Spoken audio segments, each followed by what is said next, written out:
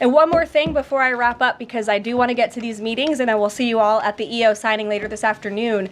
I would just say that you brought to mind California and North Carolina, who continue to be on our hearts, and the president and this administration are committed to ensuring that these individuals get the funding that they need. And I would just say a strong message to Democrats who are out there pretending to be outraged about the long list of crap that this administration is cutting, federal waste and funding, like $2 million for sex changes in Guatemala, $6 million to fund tourism in Egypt, $20 million on a new Sesame Street show in Iraq, $4.5 million to combat disinformation in Kazakhstan. I could go on, and I'm happy to provide this list to every single one of you. Democrats are outraged that the American people want to be, they want their taxpayers going to good uses, not stuff like this. But then they're very quiet about the fact that there are still North Carolinians and people in California who have lost everything, and in the last 4 years, this federal government did nothing to help them. This president will continue to put Americans first, and I think the successes of this week so far speak to that, and it's only Wednesday. Garrett, great to see you here today. Thank you. On Gaza, the president has spent basically his entire public career criticizing foreign entanglements, nation building, sending American troops to fight abroad, particularly in the Middle East. This plan seems like it could ultimately involve all of those things. Can you explain this reversal and how building and owning Gaza squares with America First foreign policy? I would reject the premise of your question that this forces the United States to be entangled in conflicts abroad. The president has not committed to putting boots on the ground in Gaza. He has also said that the United States is not going to pay for the rebuilding of Gaza. His administration is going to work with our partners in the region to reconstruct this region. And let me just take a step back here, because this is an out-of-the-box idea. That's who President Trump is. That's why the American people elected him. And his goal is lasting peace in the Middle East for all people in the region. And as I said in my opening remarks, we've had the same people pushing the same solutions to this problem for decades. And it's been made very clear to the president that the United States needs to be involved in this rebuilding effort to ensure stability in the region for all people. But that does not mean boots on the ground in Gaza. It does not mean American taxpayers will be funding this effort. It means Donald Trump, who is the best deal maker on the planet, is going to strike a deal with our partners in the region. Because he did not rule out American troops in Gaza last night. Are you doing that now? I am saying that the president has not committed to that just yet. He has not made that commitment, and you know that. And on the foreign partners, the Jordanians, the Egyptians, the Saudis have already panned this plan. What foreign partners, if any, have expressed any interest in being part of it? Well, the president has said he's been socialing this idea for quite some time. He's been thinking about this. He said in his remarks last night, this was not a decision or an announcement that he takes lightly. And the president has already spoken to the President al-Sisi. In fact, that was his first foreign leader call. He's meeting with the King of Jordan, King Abdullah, next week. He spoke with the King of Bahrain. He spoke with the Crown Prince of Saudi Arabia. And he has made it very clear, he's been very vocal, that he expects our partners in the region, particularly Egypt and Jordan, to accept Palestinian refugees temporarily so that we can rebuild their home. I'd like to show you some images of Gaza that were taken. Fox News aired this. I mean, that is, as they put it, in an apocalyptic scene in Gaza. This is an uninhabitable place for human beings. Do you really think that families can live their dream in a region that looks like this, with no running water, no electricity? And the special envoy to the president, Steve Witkoff, recently traveled to Gaza, as you all know. And he came back with images that he showed the president of the dire situation here. And the president made this decision with a humanitarian heart for all people in the region. Yeah. Peter. Thank you, Caroline. Are any officials here preparing to fight Democratic lawmakers in the streets? Absolutely not. So and thanks for the question. Some elected Democrats are so steamed about Doge. Congresswoman LaMonica McIver says we are at war. Ilhan Omar says we might actually see somebody get killed. And Chris Van Hollen says we have to fight this in the Congress. We have to fight this in the streets. So what now?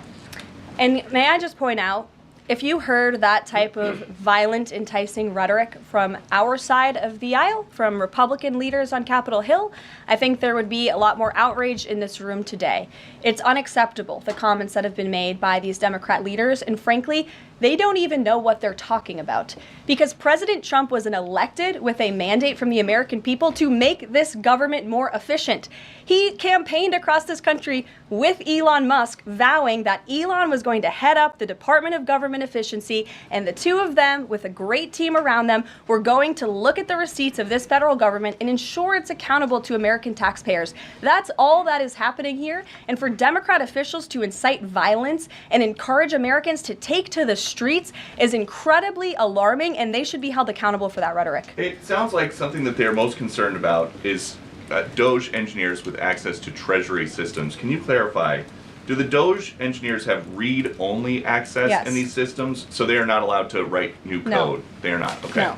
And then one more thing. NBC is reporting that some of the illegal immigrants that we've seen rounded up and arrested are not being deported. They're being released with ankle or wrist monitoring devices, or they have to check in on the phone. So is the administration arresting more people than you have room for? I have seen the reports, and I'm glad you brought it up because we want to address it. There have been a total of 461 illegal aliens, this is of this morning when I got this information from DHS, that have been released from custody of the more than 8,000 that have been arrested since President Trump was inaugurated. It's less than 6%, and there are reasons for their release. Some of the factors include a lack of significant likelihood of removal in the foreseeable future, lack of detention availability, which is something this president and this administration has been incredibly vocal about. We are doing everything we can to deport and detain illegal immigrants, but we need Congress's help to increase funding for Border Patrol and for ICE to increase detention capability in our facilities. And then other serious medical conditions have also been the reasons for some of the release of these individuals. But none of them have final deportation orders. Many of them are probably contesting their immigration status. I'd refer you to DHS for more details, but I did get that information because I knew it would be a question, so thank you. Sure. Yes. The president and you here again today have made clear, given the devastation, you think Palestinians have no choice but to leave Gaza and go elsewhere. But Palestinians say this is their home. They don't want to go. The president last night said he's willing to use the military if necessary. Is the U.S. prepared to remove Palestinians from Gaza by force? The president is prepared to rebuild Gaza for Palestinians and all people in the region, peace-loving people who want real economic development and opportunity in the region. This is a region that has been controlled by Iranian-backed terrorists, Hamas, who have brutalized not just Israelis but Palestinians too. It is because of Hamas that you see those images on that screen, that Gaza has become a demolition site because Hamas launched that brutal attack on Israel on October the 7th. And so again, I would stress, President Trump wants to ensure that this can be a place where all people can live in peace. He is a peacemaker in chief. He made that very clear in his first term. And as for how that will be accomplished, the president and his team are talking with our allies in the region to consider next steps. But should the American people be prepared to see U.S. military on the ground fighting a ground war against Hamas? Again, the president has not committed to U.S. troops in the region. But it is an option. I have said that the president has not committed to that yet. Sure.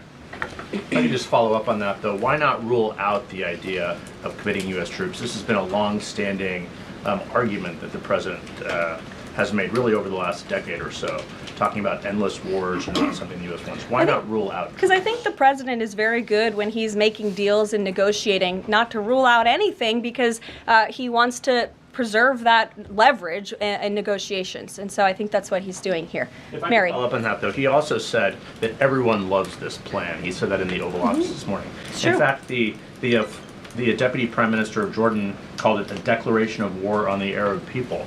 So how does he square the fact that even some Republicans on the Hill are objecting to this or questioning this? How does he square the fact saying everyone loves this plan? Well, King Abdullah of Jordan will be here next week, so I can provide you more context on the conversations he will have directly with the President of the United States after that meeting. And I would just point out that there's been a lot of leaders and officials all around the world who have doubted, I suppose, the deal-making ability of President Trump.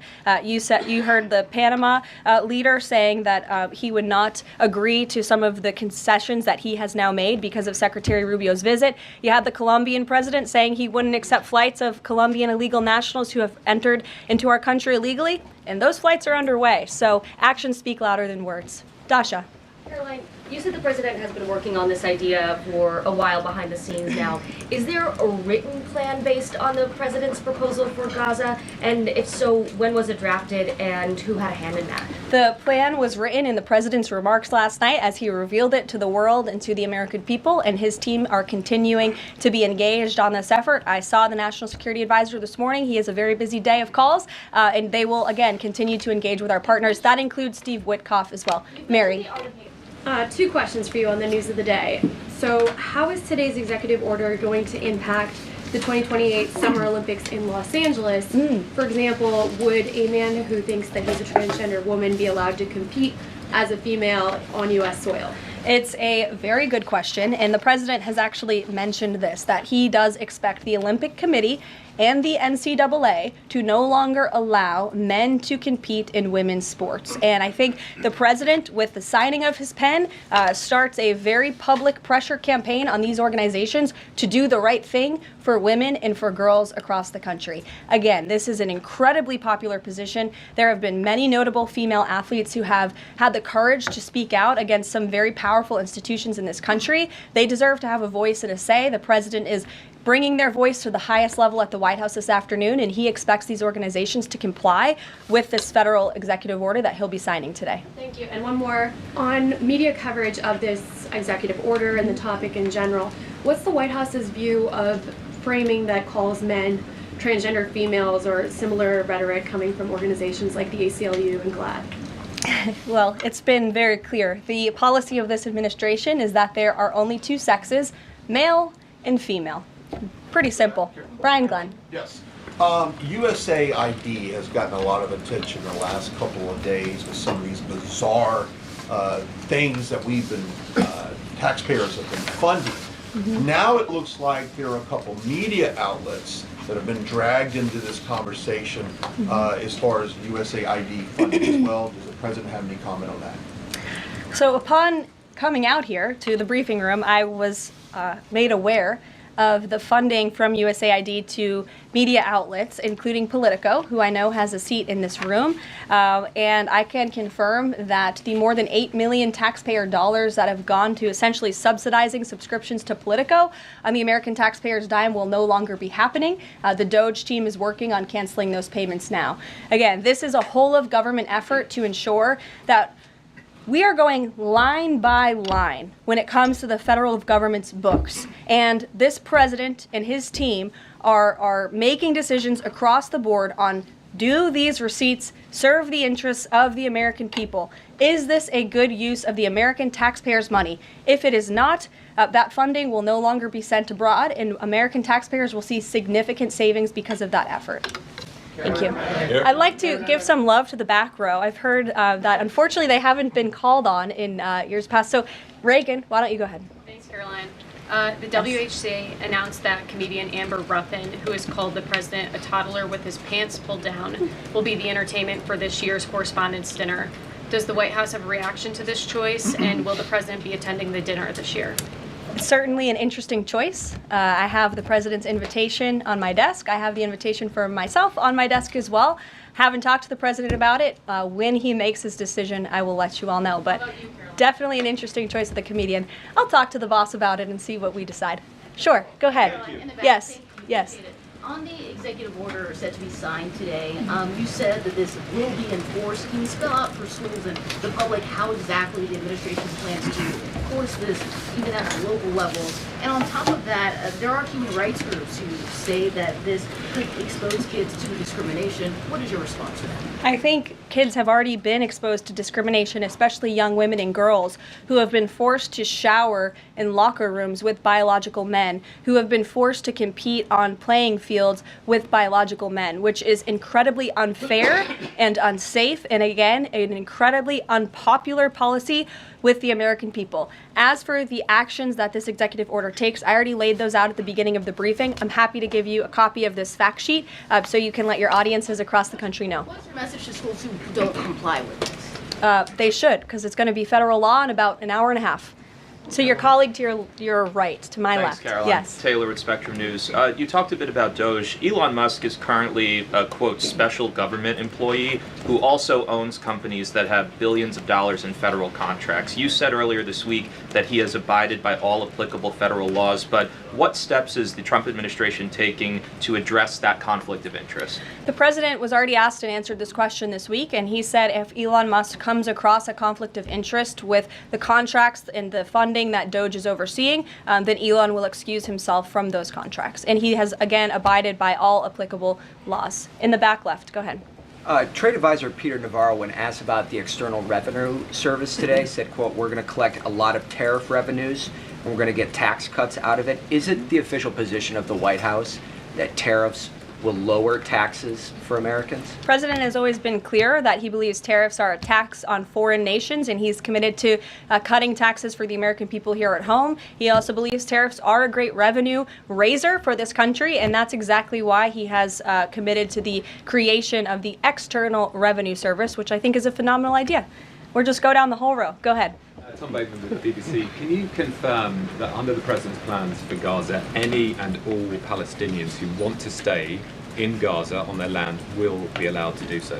I can confirm that the president is committed to rebuilding Gaza and to temporarily relocating those who are there, because as I've showed you repeatedly, it is a demolition site. There is no running water. There is no electricity. The president wants these individuals to live in peace. He is committed to doing that with this very bold new plan, and we will continue to keep you apprised of updates as we receive them.